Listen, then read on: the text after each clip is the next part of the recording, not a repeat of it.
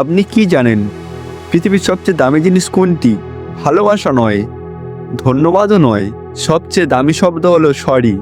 কারণ অনেক মানুষ এই একটি শব্দ বলতে না পারার জন্য নিজের সবচেয়ে প্রিয় মানুষটাকেই হারিয়ে ফেলে। আজকের গল্পটি অনুপম আর পিয়ার। দুজনেই একে অপরের প্রতি নিজের প্রাণের চেয়েও বেশি ভালোবাসতো, কিন্তু একজনের ইগো আর আরেকজনের আত্মসম্মানের লড়াই এমন জায়গায় পৌঁছেছিল যেখান থেকে ফিরে আসা খুব কঠিন। শেষ পর্যন্ত কি হয়েছিল শেষ পর্যন্ত অবশ্যই দেখুন। কলকাতায় এক অভিজাত এলাকায় বিশাল বড় বাড়িতে থাকতো অনুপম। তার বাবা ছিলেন একজন সফল ব্যবসায়ী। অনুপমের ছোটবেলা থেকে কোনো কিছুই অভাব ছিল না, যা চাইতো তাই পেত। ফলে ধীরে ধীরে তার মনে জায়গা নেয় এক বিশাল অহংকার। অনুপম খারাপ ছেলে ছিল না, বরং সাহায্যপ্রেমী ছিল। কিন্তু তার একটি বড় সমস্যা ছিল, তার নিজের ভুল কোনোদিন সহজে স্বীকার করতো না। তার বিশ্বাস ছিল, আমি যদি আগে মাথা নিচু করি তাহলে আমি আগেই ছোট হয়ে যাব। অন্যদিকে শহরের একটি সাধারণ এলাকায় থাকতো প্রিয়া। বাবা স্কুলের শিক্ষক আর মা গৃহিণী। তাদের সংসারে বিলাসিতা না থাকলেও তাদের ভালোবাসার কোনো অভাব ছিল না। এবং প্রিয়া ছোটবেলায় থেকেই লিখেছিল, মানুষ বড় হয় তার স্বভাব আচরণে, কিন্তু টাকায় নয়।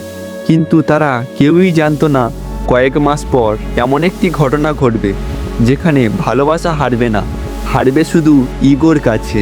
একদিন বই মেলায় দুজনার প্রথম দেখা। একই বই হাতে নিতে গিয়ে দুজনের হাত একসঙ্গে ছুঁয়ে গেল।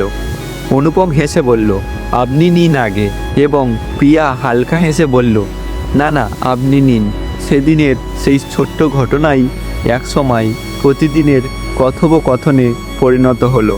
প্রথমে বন্ধু, তারপরে খুব ভালো বন্ধু, আর তারপর একদিন অনুপম সাহস করে বলেই ফেলল, প্রিয়া, আমি তোমাকে ভালোবেসে ফেলেছি।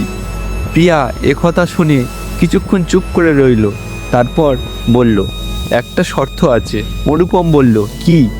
প্রিয়া তখন বলল, যেই দিন আমাদের মধ্যে ইগো ঢুকবে সেই দিন আমাদের সম্পর্ক ভেঙে যাবে। অনুপম হেসে বলল, আমি কখনো তোমাকে হারাবো না। দুজনের সম্পর্ক খুব ভালো চলতে লাগলো। প্রতিদিন দুজনার রাতে ফোনে কথা হতো। ছুটির দিন নদীর ধারে দুজন হাঁটতে যেত এবং ভবিষ্যতের স্বপ্ন দেখত। প্রিয়া বলতো, একদিন আমাদের ছোট্ট একটা বাড়ি হবে। আর অনুপম বলতো, সেই বাড়ির দেয়ালে সব জায়গায় টাঙানো থাকবে তোমার সেই হাসি। কিন্তু সুখের দিনগুলো সবসময় দীর্ঘ হয় না, কারণ ভাগ্য তখন তাদের জন্য অন্য গল্প লিখেছিল। একদিন প্রিয়ার জন্মদিনে অনুপম প্রতিশ্রুতি দিয়েছিল সে সন্ধ্যার 7টার আগে পৌঁছে যাবে তার জন্মদিনে। প্রিয়া তার জন্মদিনে নিজের হাতে কেক বানিয়েছিল, কিন্তু ঘড়িতে 7টা, 8টা, 9টা, কিন্তু অনুপম আর এলো না। বারবার ফোন করেও কোনো উত্তর এলো না। প্রিয়ার চোখে জল চলে এলো। রাত 10:30টার সময় ফোন এলো। অনুপম বলল, সরি, একটা জরুরি মিটিং ছিল। প্রিয়া সেটা শুনে শান্ত গলায় বলল, একটা মেসেজও করার টাইম পাওনি? অনুপম বলল, এত বড় ব্যাপার বানানোর কি আছে? এবং প্রিয়া কষ্ট পেয়ে বলল, তোমার কাছে হয়তো এটা ছোট ব্যাপার, কিন্তু আমার কাছে নয়। সেটা শুনে অনুপম বিরক্ত হয়ে বলল, সব কিছু নিয়ে এমন নাটক করো না। এই কথাটা প্রিয়ার হৃদয়ে তীরের মতন গিয়ে বেঁধে গেল। সে ফোন কেটে দিল। সেই রাতের পর কেউ আর কাউকে ফোন করলো না। অনুপম ভাবল, ভুল যদি আগে ওরই হয় তাহলে ও আগে ফোন করুক। প্রিয়া ভাবল, যে মানুষটা আমাকে কাঁদিয়েছে সে যদি সত্যিই আমাকে ভালোবাসে তাহলে সেই ফোন করবে। কিন্তু দুজনেই অপেক্ষা করতে লাগলো। 1 দিন, 2 দিন, 1 সপ্তাহ, তারপর 1 মাস। ইগো ধীরে ধীরে তাদের ভালোবাসার মাঝখানে বিশাল দেয়াল হয়ে দাঁড়িয়ে গেল। 1 মাস পরে অনুপম হঠাৎ এমন একটি খবর পেল যা তার পুরো জীবন বদলে দিল।